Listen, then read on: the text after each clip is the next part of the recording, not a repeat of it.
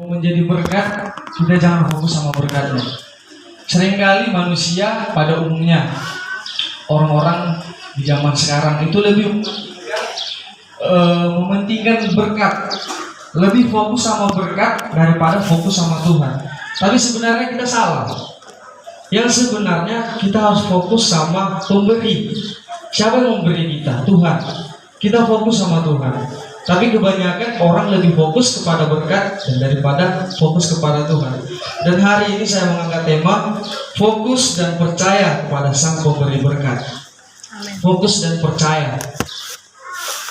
Kita mau buka Alkitab kita yang terdapat di dalam Kejadian 15 ayat 12 sampai 16. Kita mau belajar dari tokoh Alkitab, figur Bapak Iman yang ada di Alkitab. Kita mau belajar dari dia. Oke. Kita mau baca secara bergantian, secara responsoria. Saya ayat 12 dan saudara ayat yang ke-13. Saya genap dan saudara yang ganjil. Kita baca secara bergantian. Kejadian 15 ayat 12 sampai yang ke-16 ayat 12. Menjelang matahari terbenam, tertidurlah Abram dengan nyenyak. Lalu turunlah meliputinya gelap gulita dan yang mengerikan, dua tiga. Firman Tuhan kepada Abram, ketahuilah dengan sesungguhnya bahwa keturunanmu akan menjadi orang asing dalam suatu negeri yang bukan kepunyaan mereka, dan bahwa mereka akan diperbudak dan dianiaya 400 tahun lamanya. 14. Tetapi bangsa yang akan memperbudak mereka akan kuhukum, dan sesudah itu mereka akan keluar dengan membawa harta benda yang banyak. Tetapi engkau akan pergi pada nenek moyangmu dengan sejahtera, engkau akan dikuburkan pada waktu telah putih rambutmu. Ayat 16. Tetapi keturunanmu yang keempat akan kembali ke sini, sebab sebelum itu kedurjanaan orang Amori itu belum genap. Nah, Bapak Ibu, ada satu pelajaran yang sangat penting tentang berkat. Kalau kita bicara tentang berkat di dalam kehidupan Abraham ini. Pada ayat yang ke-12, menjelang matahari terbenam, tertidurlah Abram dengan nyenyak. Lalu turunlah meliputinya gelap gulita yang mengerikan.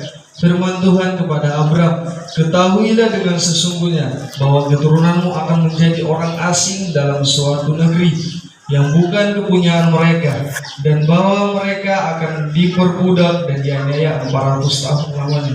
Nah, saudara, kira-kira kalau Tuhan datang sama kita dan Tuhan katakan seperti ini sama kita, aku akan berkati kamu, tapi berkatnya sama seperti berkat yang akan Tuhan kasih sama Abraham. Kira-kira kita setuju atau enggak?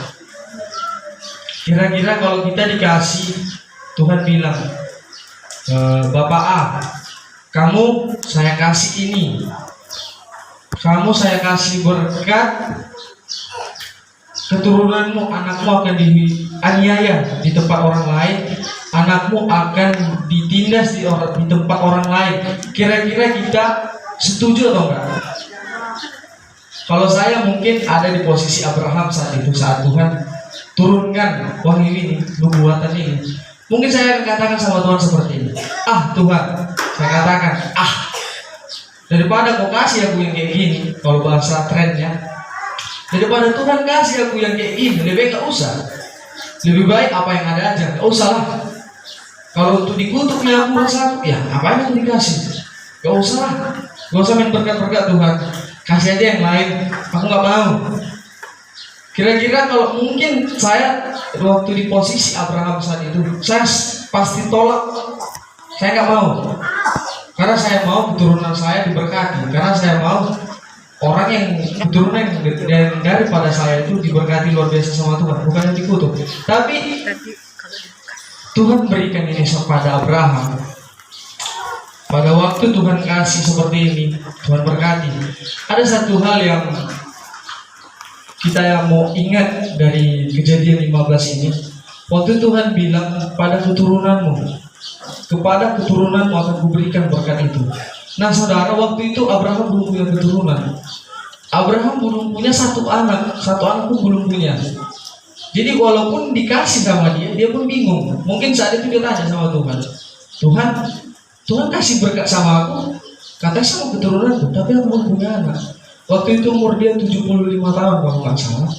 75 tahun belum punya anak. Dan kata Abraham mungkin saat itu, kayak mana aku mau terima berkat itu lewat dari keturunanku kalau aku nggak punya anak, Tuhan. Bingung dia mungkin saat itu. Aku nggak punya anak tapi Tuhan kasih berkat. Katanya keturunanku akan seperti pasir di tepi laut dan bintang di udara. Tapi satu orang pun nggak ada. Nah, kalau kita telusuri kitab Kejadian ini, telusuri tentang cerita Abraham ini. Pada umurnya yang ke 100 tahun, Tuhan kasih dia seorang anak. Umur 100 tahun, kurang lebih itu 25 tahun dia menanti seorang anak, dan dia menanti janji Tuhan itu terjadi dalam hidupnya. Nah, yang mau kita ambil dari firman Tuhan ini, mulai dari ayat 12 sampai ayat ke-16, itu di ayat yang ke-14, Tuhan katakan seperti ini, tetapi bangsa yang akan memperbudak mereka akan dihukum, dan sesudah itu mereka akan keluar dengan membawa harta benda yang banyak. Nah, Bapak Ibu, waktu Ishak lahir, Tuhan berkati Ishak.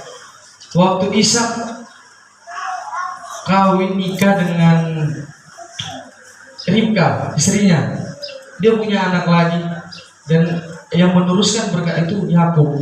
Mulai dari Abraham, Ishak, dan Yakub, bahkan sampai ke anaknya 12 suku Israel, sampai kepada seluruh anaknya. Tuhan berkati mereka semua. Nah, waktu itu mereka mengungsi ke Mesir, pergi ke Mesir, dan di Mesir mereka diperbudak. Mereka dianiaya, disuruh kerja paksa. Kalau Indonesia bilang kerja rodi, di Indonesia kerja rodi dibilang. Mereka diperbudak di sana, dianiaya di sana. Nah, saat mereka sudah diperbudak seperti itu, Tuhan katakan sesuai dengan nubuatan Tuhan. Nubuatan Tuhan di ayat yang ke-12, ayat yang ke-13. Keturunanmu akan dianiaya, keturunanmu akan ditindas. Tapi di ayat yang ke-15 Tuhan katakan ada tetapinya. Tapi keturunanmu walaupun dianiaya, suatu saat aku akan membebaskan mereka. Aku akan mengangkat mereka dan aku akan meninggikan mereka. Aku akan membawa mereka keluar dari tanah perbudakan itu dan masuk ke tanah Kanaan yang penuh dengan berkat, penuh dengan kelimpahan. Kalau di Indonesia bilang tanah Kanaan itu seperti saya katakan sewaktu saya muda remaja, batang ubi dilempar pun hidup, batu pun dilempar hidup. Kira-kira seperti itu tanah Kanaan, subur. Dan Tuhan katakan sama Abraham, aku janji bawa keturunanmu kembali ke tempat ini, kembali ke Kanaan. Yang mau kita ambil dari sini, secara manusia yang saya katakan tadi, dia nggak setuju. Dia nggak setuju dengan berkat Tuhan yang seperti itu. Tapi yang mau kita ambil nilai baiknya dari pembacaan kita hari ini, Tuhan berikan itu bagi Abraham saat itu. Tuhan berikan karena itu adalah tahap proses pemurnian. Tuhan memurnikan kehidupan keturunan Abraham. Tuhan memurnikan kehidupannya sehingga keturunannya layak menerima berkat-berkat Tuhan itu. Supaya walaupun mereka waktu itu di padang gurun selama 40 tahun, mereka mengalami penderitaan, tapi Tuhan terus tolong. Tuhan terus beri bagi mereka penolong. Kalau malam dikasih tiang api, kalau siang dikasih tiang awan, biar mereka nggak kedinginan dan nggak kepanasan. Nah, Tuhan sudah janjikan sama Abraham saat itu. Tuhan janjikan berkat yang melimpah. Untuk mendapatkan berkat itu, dia harus perlu melewati beberapa tahapan, melewati beberapa proses, melewati beberapa tantangan dan ujian. Untuk meraih berkat itu, gak semudah membalikan tangan dari atas ke bawah, gak semudah itu. Tuhan ajarkan sama kita, Bapak Ibu Saudara, fokus kepada pemberi berkat. Apapun yang Tuhan beri dalam kehidupan kita, mungkin apapun yang menjadi pergumulan kita, apapun yang menjadi keinginan dan kerinduan dalam hati kita. Mungkin kita minta yang anak sekolah, aku tahun depan setelah lulus SMA aku mau kuliah.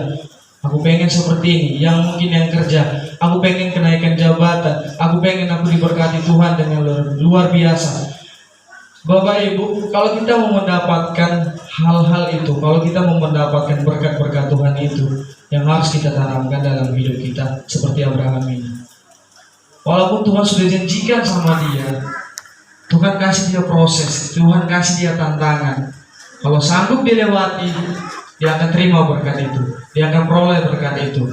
Untuk memperoleh berkat itu perlu kikisan emas. Untuk jadi murni itu harus dipukul, harus dibakar. Sama seperti kita. Kalau kita pengen berkat itu, kalau kita pengen dapatkan berkat itu, dan kita pengen dapatkan jawaban dari setiap pergumulan kita harus perlu melewati yang namanya kikisan, tantangan, pukulan. Kita harus terima untuk dapatkan itu. Karena Tuhan mau lihat juga dari sisi yang seperti itu. Tuhan mau lihat masih sungguh-sungguh gak dia ikut aku, masih benar-benar gak dia ikut aku, masih betul-betul gak dia percaya sama aku kalau aku kasih dia tantangan. Sama seperti Abraham. Abraham mengenal Tuhan. Jalan Tuhan itu gak bisa kita pikirkan dengan logika kita. Jalan Tuhan, rancangan Tuhan itu gak bisa kita samakan dengan mindset kita. Kalau kita samakan, kita akan gagal. Tapi pada saat itu saya benar percaya, saat Abraham dengar itu, dia tahu walaupun itu kayaknya membuat hatinya rada bimbang, kayaknya udah mulai ada goncang itu, tapi dia tetap sadar, dia kenal Tuhan itu. Walaupun dia katakan, Tuhan katakan seperti itu, saya yakin dan percaya di balik semuanya itu Tuhan pasti memberkati saya dengan luar biasa. Mungkin yang ada dalam pikiran Abraham saat itu. Bapak Ibu, orang-orang sekarang lebih mementingkan berkat itu. Saat dia bilang, Tuhan aku pengen ini, dan dia pengen, saat dia katakan, Tuhan aku pengen berkat dan daripada Tuhan yang seperti ini, aku pengen pergumulanku dijawab Tuhan, tapi dia mau sejalan dengan pikirannya. Aku mau Tuhan jawab doaku seperti ini, caranya seperti ini, bukan cara Tuhan. Seringkali kita sebagai manusia, sebagai orang-orang yang ada di dalam ruang lingkupnya Tuhan, kalau berdoa seperti itu, kita nggak sadari, kita bilang sama Tuhan, Tuhan, kalau Tuhan memberkati aku, caranya seperti ini, caranya seperti ini. Kita mau makan nasi aja, mau makan untuk memenuhi kehidupan kita perlu proses, kita perlu tahapan, perlu kita ngambil piring, perlu kita ngambil nasi, perlu kita ngambil sendok untuk memasukkan ke mulut kita. Nah, begitu dengan firman Tuhan saat ini. Begitu dengan Tuhan. Tuhan mau untuk kita dapatkan berkat itu, kita jalani proses Tuhan, jalani proses pematangan iman Tuhan dalam kehidupan kita. Bagi kita setiap pelayan, Tuhan katakan, apapun pergumulan akan kujawab, aku kujamah. Tapi dengan satu syarat yang saya katakan seperti Abraham tadi, ada proses, ada tahap-tahapan untuk dapatkan berkat itu. Gak semudah yang kamu pikirkan, gak semudah yang kamu bayangkan. Ada orang, dia katakan, Tuhan aku pengen berkat seperti ini, di hari yang ini, di tahun yang ini aku pengen berkat itu ada. Dia pengen seperti itu. Tapi jalannya Tuhan, prosesnya Tuhan dia nggak mau lewati. Prosesnya Tuhan, tantangan yang Tuhan kasih sama dia nggak mau lewati, dia tinggalkan. Bahkan ada orang yang sebenarnya dikatakan sudah sedikit lagi, satu langkah lagi untuk dapatkan berkat itu, karena goncangan, karena kikisan tadi, karena pukulan tadi, karena cobaan tadi, tantangan yang Tuhan kasih, dia nggak sanggup dan dia katakan, Tuhan, udahlah. Gak usah lah mau kasih berkat, tinggalkan lah ini, udahlah, gak perlu lah itu. Seringkali orang berkata seperti itu, padahal berkat itu sudah di depannya, berkat itu sudah mengintip. Kalau misalnya kita seperti ini, di jendela sana mungkin dia udah ngintip, di jendela sana berkat itu mungkin udah ngintip, bentar lagi aku datang samamu. Tapi karena kita kegagalan yang terjadi dalam hidup kita itu, kita anggap semuanya dari Tuhan, kita anggap karena Tuhan itu gak adil, kita tinggalkan Tuhan. Yang pelayan gak mau melayani, yang udah rajin dan setia sama Tuhan, tiba-tiba gak mau setia lagi sama Tuhan, tiba-tiba tinggalkan Tuhan karena berkat Tuhan itu gak sampai sama dia. Yang sebenarnya berkat itu sudah di depan kita, akhirnya dia lari. Larinya bukan lari pelan-pelan pula, larinya lari terbirit-birit. lari terbirik-birik, dia ketakutan nengok kita. Kok kayak gitu dia? Aku udah mau datang kok dia pergi, dia tinggalkan. Kok keluar kata-kata keluhan? Kok keluar? Kalau mungkin saat itu Abraham mengeluh, saat dia terima kata-kata daripada Tuhan itu, keturunanmu akan diperbudak. Mungkin kalau dia terima itu, kalau dia mengeluh saat itu, dia nggak akan dapatkan itu. Dia nggak akan dapatkan berkat Tuhan itu. Tapi karena dia percaya sama Tuhan, buruk baiknya apapun yang Tuhan kasih, saya akan tetap setia. Bahkan ada slogan GPDI katakan seperti ini: sekali percaya tetap percaya, sekali anak Tuhan tetap anak Tuhan, sekali berharap sama Tuhan tetap berharap sama Tuhan. Saya yakin slogan itu diambil bukan asal-asal diambil. Saya yakin slogan itu pun diambil lewat dari Abraham ini. Apapun yang terjadi, karena dia kenal kali dengan Tuhan, dia mengenal sekali Tuhan itu. Dia tahu rancangan Tuhan bukanlah rancangannya. Mungkin saat itu dia katakan dalam hatiku, Tuhan, dalam hatinya, Tuhan, terserah Tuhan aja. Apapun yang Tuhan buat, apapun yang Tuhan pandang baik bagi saya, walaupun nggak baik itu sama saya rasa, kerjakanlah Tuhan, buatlah Tuhan, menurut kehendak Tuhan. Rancangan Tuhan adalah rancangan yang luar biasa. Rancangan Tuhan adalah rancangan yang hebat. Dan manusia pun sulit sekali untuk menyelami itu. Ayo katakan seperti ini: apakah kita mau menerima yang baik saja daripada Tuhan dan tidak mau menerima yang buruk daripada Tuhan? Mungkin saat itu Abraham berkata seperti itu. Gak mungkin aku terima yang baik terus, dan yang jahat, yang buruk gak mau aku terima. Gak mungkin, aku harus terima. Semuanya harus seimbang, harus aku terima. Dan kalau aku terima itu dengan sukacita, dan kalau aku terima itu dengan kelapangan dada, Tuhan pasti buktikan dan Tuhan pasti memberkati aku. Bahkan sampai sekarang kita boleh lihat bangsa Israel diberkati sekali sama Tuhan. Bangsa Israel dari dulu sampai sekarang tidak bisa kita pungkiri diberkati sekali. Bahkan di mana-mana, di negara manapun bangsa Israel diberkati Tuhan yang luar biasa. Sama seperti kita jemaat Tuhan. Apapun yang menjadi pergumulanmu, apapun yang menjadi kerinduanmu sama Tuhan, serahkan sepenuhnya sama Tuhan. Berharap sepenuhnya sama Tuhan. Mungkin saat kita berdoa saat itu, saat kita minta saat itu, besoknya tiba-tiba kita dapat masalah. Besoknya tiba-tiba kita dapat tantangan dari Tuhan. Firman Tuhan katakan, lewati. Orang dunia katakan, lautan ku seberangi, gunung ku daki. Kita anak Tuhan harus lebih dari situ. Apapun tantangan Tuhan, apapun yang Tuhan kasih sama kita untuk kita raih berkat itu, jalani walaupun sakit, walaupun mengecewakan sama kita. Anak-anak mungkin, anak-anak atau pemuda remaja yang dulunya waktu kecil dipukul bapak mamanya, mungkin dipukul bapak mamanya saat itu, sakit atau enggak? Sakit, tapi setelah itu sayang lagi sama orang tuanya atau benci? Sayang, orang tua yang memukul, waktu pukul anaknya benci sama anak atau sayang? Sayang atau benci bapak ibu? Sama anak waktu dipukul anak itu, pukul, sayang atau benci? Sayang atau benci bapak ibu? Sayang. Sama seperti Tuhan. Mungkin Tuhan pukul kita saat itu, Tuhan buat kita saat itu kecewa. Tapi sebenarnya Bapak Ibu Saudara, Tuhan mau lihat tingkat kesetiaan kita sama Tuhan kayak mana.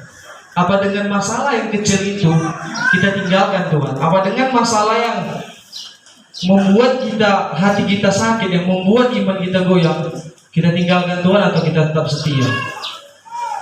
Apa kita tetap ada dalam lingkupnya Tuhan atau kita lari daripada Tuhan? Tuhan mau lihat itu dari kita.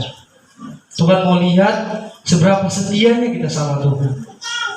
Di ayat yang ke-14, tetapi bangsa yang akan memperbudak mereka akan kuhukum, dan sesudah itu mereka akan keluar dengan membawa harta benda yang banyak.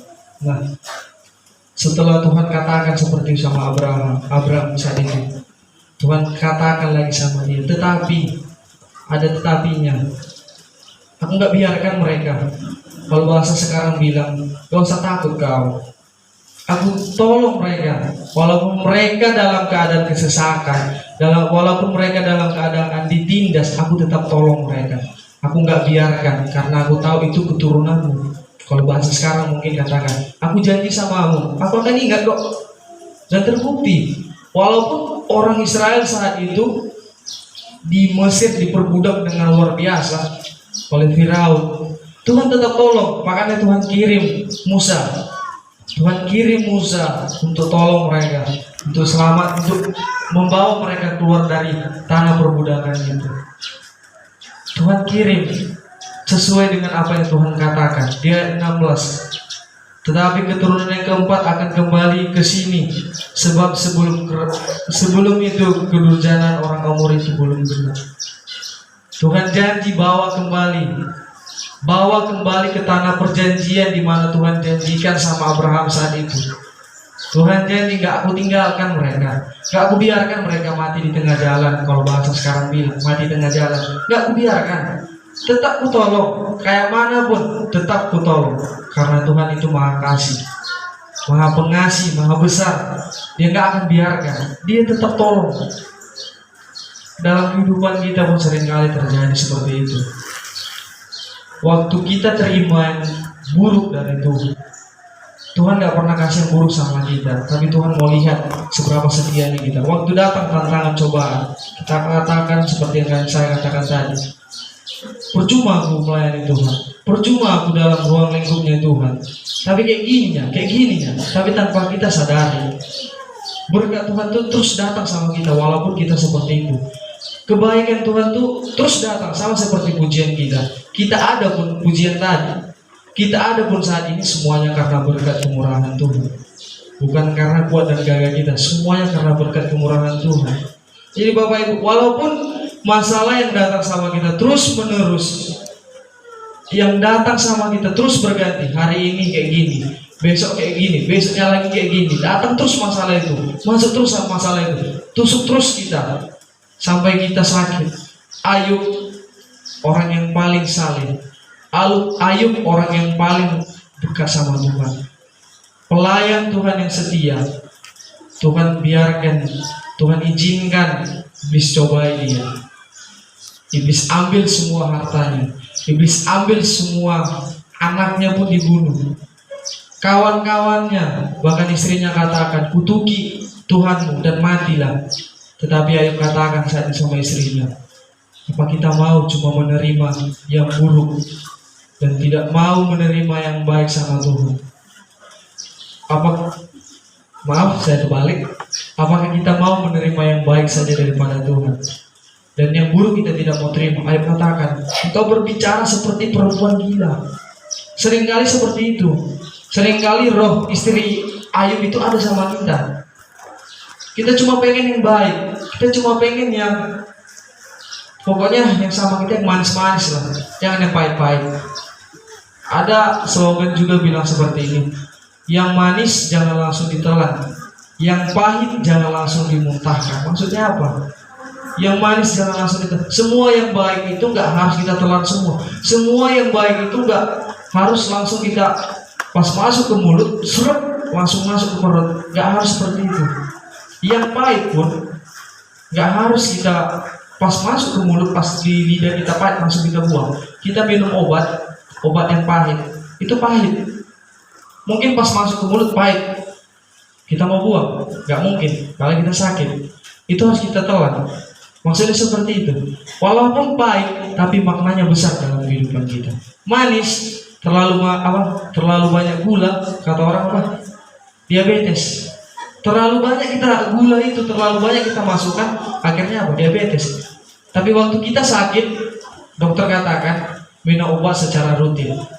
Dokter katakan minum obat secara rutin 3 kali sehari. Bahkan 3 kali sehari itu bukan cuma 1 tablet, ada yang 5 tablet. Saya pernah minum 5 tablet. Waktu saya kecelakaan, saya minum 5 tablet. Itu kayaknya mau muntah, tapi kata mama saya sama saya, jangan muntah, kalau kau mau sembuh minum itu walaupun pahit. Nah kira-kira seperti itu. Yang pahit yang kita rasa dari Tuhan itu, jangan langsung kita buang mentah-mentah, jangan langsung kita keluarkan, jangan langsung kita mentahkan. Berusaha kita cerna, berusaha kenali, pahami Tuhan.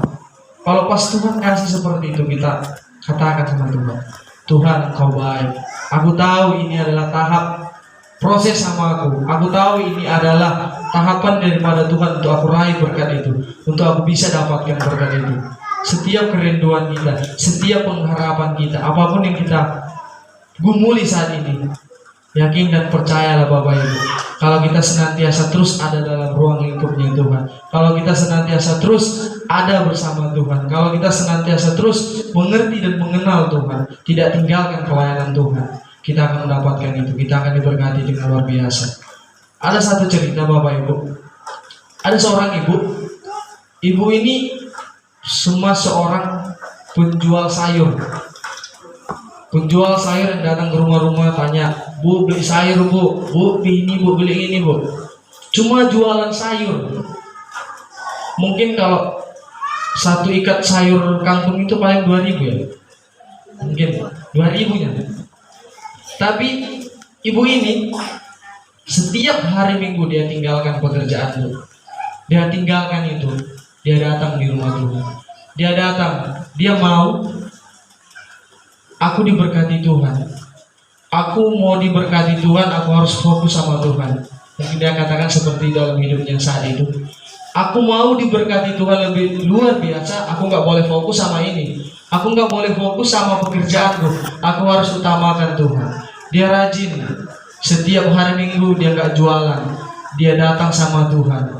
Bahkan di setiap persekutuan dia datang. Dia gak buka jualannya, dia gak jalan jualan. Dia datang sama Tuhan. Dan suatu kali ibu ini diberkati Tuhan. Dia dapatkan apa yang dia impikan. Bahkan dia punya perusahaan, usaha yang besar. Dia dapatkan. Dia diberkati Tuhan dengan luar biasa. Suatu kali ibu ini ditelepon. Ada yang telepon, entah bagian dari anggota perusahaannya, telepon, "Bu, kita rapat." Pas itu hari Minggu. Kita rapat, kita mau bicara tentang perusahaan kita ini, tentang usaha kita ini.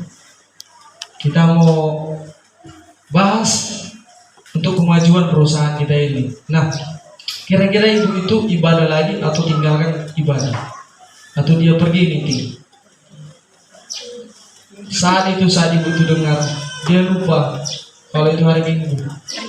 Yang dulunya dia, yang awalnya dia rajin sama Tuhan, dia gak fokus sama berkat itu, dia fokus sama Tuhan. Dia tinggalkan Tuhan, dia fokus sama berkat. Ini manusia kadang seperti itu. Saat sudah diberkati Tuhan, tinggalkan Tuhan, tinggalkan pemberi berkat itu. Dia malah kejar berkat itu. Yang dikejar berkat, bukan Tuhannya lagi. Waktu dia pergi, ikutlah dia rapat. Jadi Bapak Gembalanya perhatikan, dari sudut ke sudut, dari depan ke belakang, perhatikan, kok gak ada ibu ini. Tumben-tumbenan ibu ini gak ada. Kok tiba-tiba ibu ini hilang? Kemana nih ibu ini? Mulai timbul pertanyaan sama Bapak Gembala. Pada besok harinya Bapak Gembala datangi, kunjungi ibu ini. Bapak Gembala tanya sama ibu ini, "Ibu, kenapa semalam gak ibadah? Ibu, kenapa tiba-tiba gak nampak? Biasa nampak." Ibu ini jawab, "Semalam Om, aku ada ada urusan usahaku." Terus Bapak Gembala katakan sama ibu ingat dulu waktu ibu jual-jualan kangkung, jual sayur, ibu ingat? Ibu tutup jualan ibu nggak jualan Pak waktu hari Minggu kan?" Ibu ini jawab, "Enggak Om, saya nggak jualan waktu itu, saya datang di gereja." "Terus kenapa sekarang seperti itu? Kenapa sekarang ibu malah tinggalkan? Ibu sudah diberkati, kok ibu tinggalkan pelayanan Tuhan itu? Ibu nggak ibadah hari itu. Kenapa Bu?" Gak bisa jawab. Salomo, waktu dia diberkati Tuhan dengan luar biasa, waktu dia diangkat menjadi raja atas orang Israel, Salomo waktu itu, bahkan Tuhan kasih dia suatu proyeknya Tuhan yang luar biasa untuk membangun bait sucinya Tuhan. Dia diberkati dengan luar biasa. Dia berhasil mendirikan bait sucinya Tuhan dengan pertolongan Tuhan. Bahkan dia, firman Tuhan katakan, Tuhan berkati dengan berlimpah-limpah hikmat Tuhan kasih sama dia, yang gak ada sama raja-raja lain, yang gak ada sama orang-orang lain. Tuhan kasih sama dia waktu itu. Tuhan beri, tapi suatu saat dia tinggalkan Tuhan, dia lupakan Tuhan, dia tinggalkan Tuhan, dia lupa siapa yang memberkati Daud. Siapa yang memberkati dia saat itu? Siapa yang memberi hikmat sama dia? Bahkan siapa yang mengangkat dia jadi raja? Dia lupa saat itu. Dia ikuti dunia. Dia mulai mempersembahkan korban bukan sama Tuhan lagi. Dia mempersembahkan korban sama dewa-dewa. Dia bangun dupa-dupa. Dia bangun tempat sembahyangnya dewa-dewa. Dia lupakan Tuhan. Akhirnya apa? Mati sia-sia. Mati sia-sia. Bapak Ibu yang dikasihi Tuhan, kalau kita sudah mulai diberkati Tuhan, kalau kita pengen diberkati Tuhan, kita sudah lewati berbagai macam proses. Kita melewati proses yang gak enak, proses yang gak kayak minum susu, proses yang gak kayak nelan gula manis, tapi proses yang sangat-sangat menyakitkan kita lewati. Dan pada saat kita dapatkan itu, berkat itu, tiba-tiba kita tinggalkan orang yang memberi berkat sama kita. Kita tinggalkan Tuhan, kita lupakan Tuhan. Hati-hati. Firman Tuhan katakan sama Salomo, kau tinggalkan aku. Dia diperingati, dia gak mau dengar. Dia gak dengar perkataan Tuhan. Dan Tuhan ambil dia dengan cara yang sebenarnya tidak wajar.